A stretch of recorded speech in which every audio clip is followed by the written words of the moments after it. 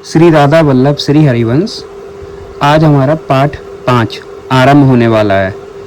कल आपको धुंधकारी और गोकर्ण जी की कथा के बारे में बता रहे थे, जो कि आज उसके आगे का है, जब धुंधकारी की प्रेत योनि की प्राप्ति और उससे उद्धार। तो चलिए शुरू करते हैं। जय श्री राधे। सूत जी कहते हैं, सोनक जी, पिता के वन चले जाने पर एक दिन धुंधकारी ने अपनी माता को बहुत पीटा और कहा, बता धन कहाँ रखा है, नहीं तो अभी तेरी लुआठी जलती लकड़ी से खबर लूंगा। उससे इस धमकी से डरकर और पुत्र के उपद्रव से दुखी होकर वह रात्रि के समय कुएं में जा गिरी और इसी से उसकी मृत्यु हो गई। योगनिष्ठ गोकर्ण जी तीर्थ यात्रा के लिए निकल गए। उन्हें इन घटनाओं से कोई सुख या दुख नहीं होता था, क्योंकि उनका ना कोई मित्र था ना शत्रु। धुंधकारी 5 वेश्याओं के साथ घर में रहने लगा।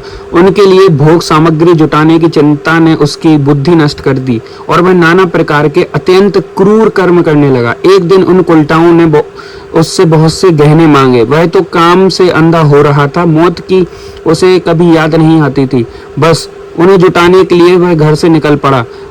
वह जहां तहां से बहुत सा धन चुराकर घर लौट आया और उन्हें कुछ सुंदर वस्त्र और आभूषण लेकर दिए। चोरी का बहुत माल देखकर रात्रि के समय स्त्रियों ने विचार किया कि यह नित्य ही चोरी करता है, इसलिए इसे किसी दिन अवश्य राजा पकड़ लेगा। राजा यह सारा धन छीनकर इसे निश्चय ही प्राणदंड देंगे। जब एक दिन इसे मरना ही है, तब हम ही इनकी धन की रक्षा के लिए गुप्त रूप से इसको क्यों न मार डालें। इसे मारकर हम इसका माल मता लेकर जहां कहीं चली जाएंगी। ऐसा निश्चय उन्होंने सोए हुए धुंधकारी को रस्सियों से कस दिया और उसके गले में फांसी लगाकर उसे मारने का प्रयत्न किया। इससे जब वह जल्दी न मरा तो उन्हें बड़ी चिंता हुई। तब उन्होंने उसके मुख पर बहुत से दहकते अंगारे डाले। इससे वह अग्नि की लपटों से बहुत छटपटाकर मर गया। उन्होंने उसके शरीर को एक गड्ढे में डालकर गाड़ दिया। सच है, स्त्रियां प्रायः ही बड़ी दुस्साहसी होती हैं।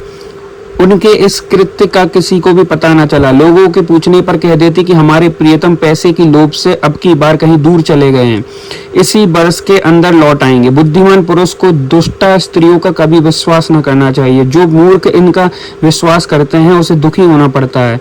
इनकी वाणी तो अमृत के समान कामियों के हृदय में रस का संचार करती हैं, किंतु हृदय छुरे की धार के समान तीक्ष्ण होता है। भला इन स्त्रियों का कौन प्यारा है। वे उल्टाएं धुंधकारी की सारी संपत्ति समेटकर वहां से चपट हो गईं और उनके ऐसे न जाने कितने पति थे।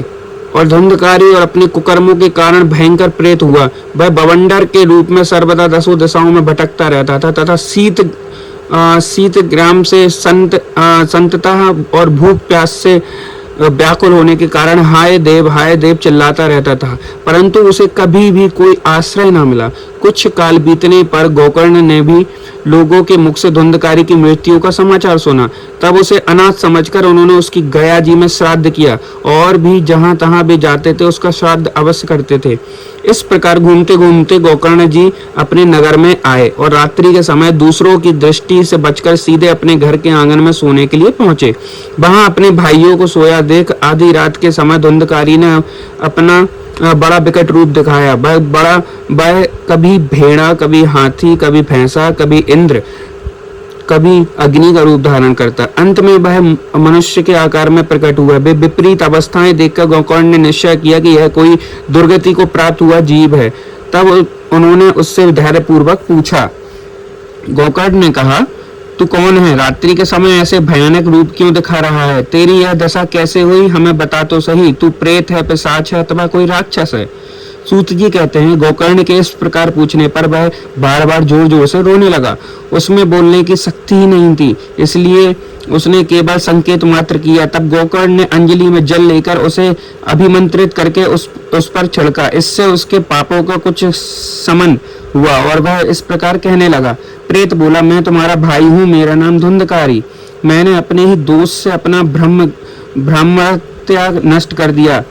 मेरे को कर्मों की गिनती ही नहीं की जा सकती। मैं तो महान अज्ञान के चक्कर काट रहा था, इसी से मैंने लोगों की बड़ी हिंसा की। अंत में कुलटा स्त्रियों ने मुझे तड़पा कर मार डाला। इसी से अब प्रेत योनि में पकड़कर यह दुर्दशा भोग रहा हूँ।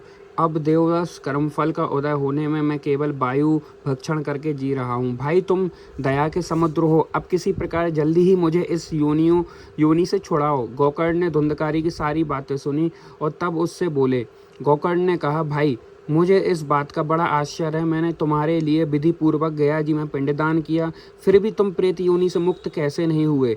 यदि गया श्राद्ध से भी तुम्हारी मुक्ति नहीं हुई तब इसका और कोई उपाय ही नहीं है। अच्छा, तुम सब बात खोलकर कहो, मुझे अब क्या करना चाहिए?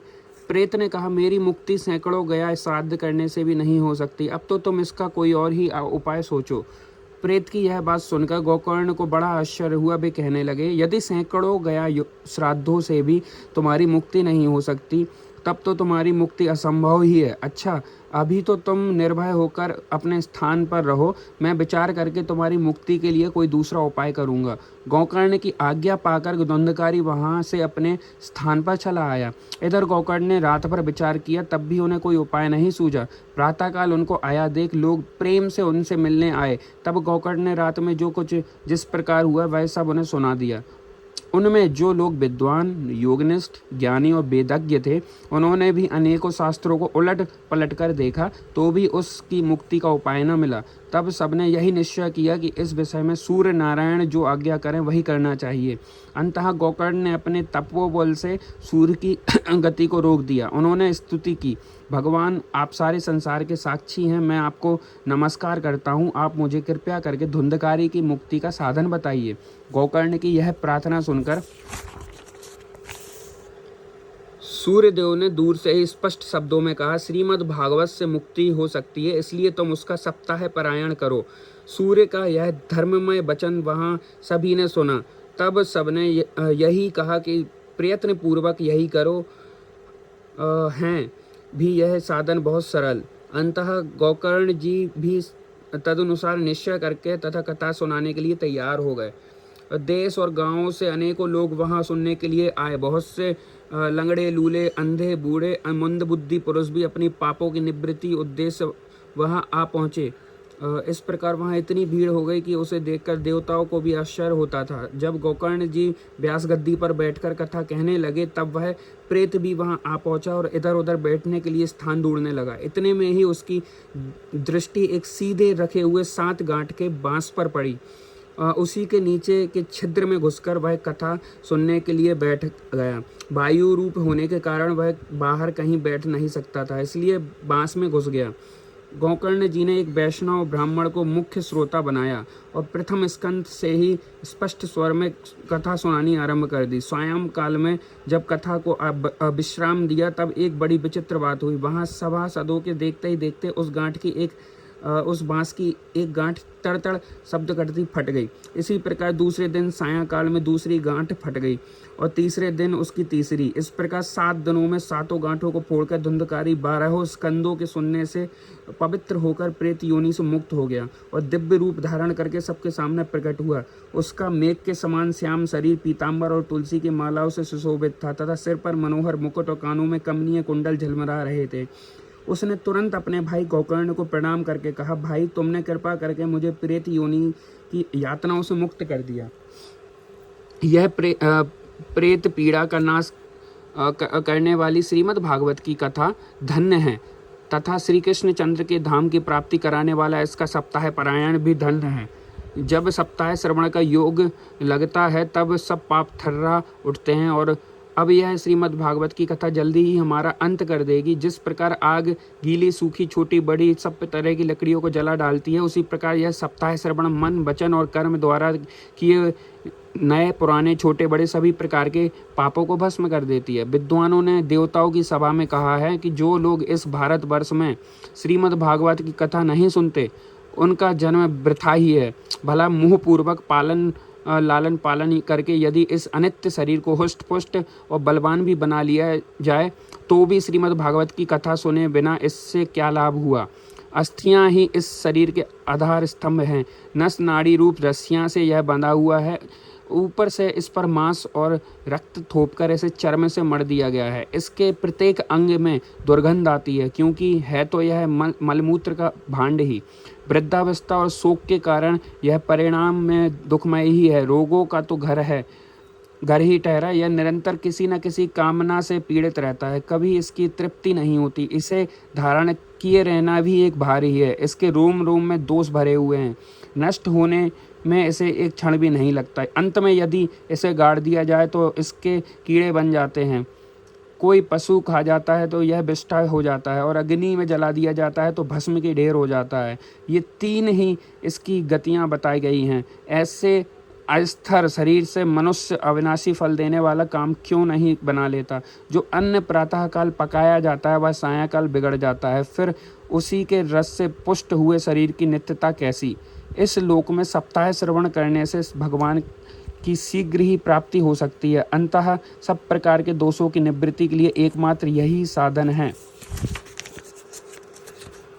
जो लोग भागवत की कथा से वंचित हैं, वे तो जल में बुदबुदे और जीवों में मच्छरों के समान केवल मरने के लिए ही पैदा होते हैं। भला जिसके प्रभाव से जड़ और सूखे हुए बांस की गांठें फट सकती हैं, उस भागवत कथा का श्रवण करने से चित्त की गांठों का खुल जाना कौन सी बड़ी बात है? सप्ताह श्रवण करने से मनुष्य के हृदय की गांठ खुल जाती है, उसके समस्त संशय छिन्न भिन्न हो जाते हैं और सारे कर्म क्षीण हो जाते हैं। यह भागवत कथा रूप तीर्थ संसार के कीचड़ को धोने में बड़ा ही पटु है।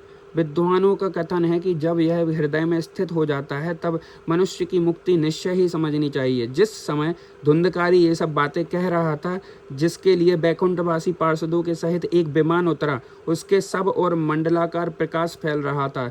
सब लोगों के सामने ही धुंधकारी उस विमान पर चढ़ गया और तब उस विमान पर आए हुए पार्षदों को देखकर उनसे गोकर्ण जी की यह बात कही।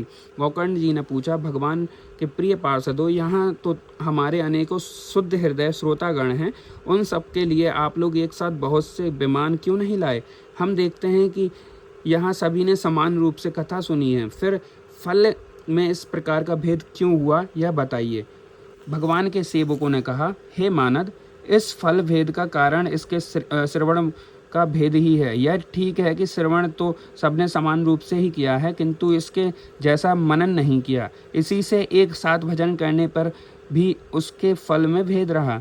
इस प्रेत ने 7 दिन निराहार रहकर श्रवण किया था तथा सुने हुए विषय का स्थिर चित्त से खूब मनन किया, निधि ध्यासन भी करता रहा था। जो ज्ञान दृढ़ नहीं होता वह व्यर्थ हो जाता है। इसी प्रकार ज्ञान देने से श्रवण का, संदेह से मंत्र का और चित्त के इधर उधर भटकने रहने से जप का कोई भी फल नहीं मिलता। वैष्णवहीन देश, आपात्र को कराया हुआ श्राद्ध का भोजन, अश्रोत्रिय को दिया हुआ दान और आचारहीन कुल, इन सब का नाश हो जाता है। गुरु वचनों पर विश्वास, दीनता का भाव, मन के दोषों पर विजय, कथा में चित्त की एकाग्रता इत्यादि नियमों का यदि पालन किया जाए तो श्रवण का यथार्थ फल मिलता है। यदि ये श्रोता फिर से श्रीमद् भागवत की कथा सुने तो निश्चय ही सबके बैकुंठ की प्राप्ति होगी। और गोकर्ण जी, आपको तो भगवान स्वयं आकर गोलोक धाम ले जाएंगे। यूँ कहकर वे सब पार्षद हरि कीर्तन करते बैकुंठ लोक को चले गए। श्रवण मास में गोकर्ण जी ने उसी प्रकार सप्ताह क्रम से कथा कही और श्रोताओं ने उसे फिर सुना। नारद जी, इस कथा की समाप्ति पर जो कुछ हुआ वह सुनिए। वहाँ भक्तों से भरे हुए विमानों के साथ भगवान प्रकट हुए। सब ओर से खूब जय जयकार और नमस्कार की ध्वनि होने लगी।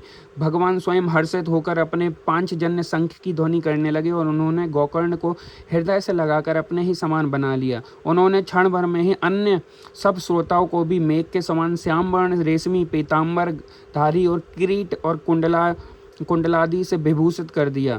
उस गांव में कुत्ते और चांडाल्य प्रयत्न जितने भी जीव थे वे सभी गोकर्ण जी की कृपा से विमानों पर चढ़ा दिए गए तथा जहां योगी जन जाते हैं उस भगवत धाम में भेज दिए गए। इस प्रकार भक्त वत्सल भगवान श्री कृष्ण कथा श्रवण से प्रसन्न होकर गोकर्ण जी को साथ ले अपने ग्वाल बालों के प्रिय गोलोक धाम चले गए।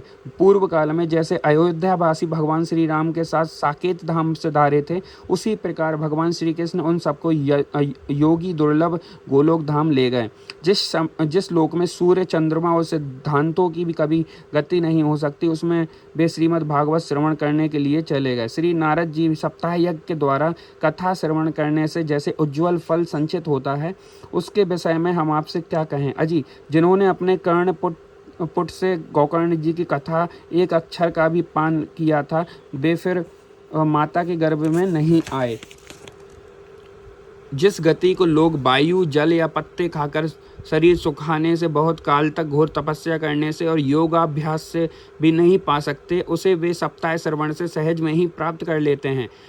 इस परम पवित्र इतिहास का पाठ चित्रकूट पर विराजमान मुनीश्वर सांडिल्य जी ब्रह्मानंद में मग्न होकर करते रहते हैं।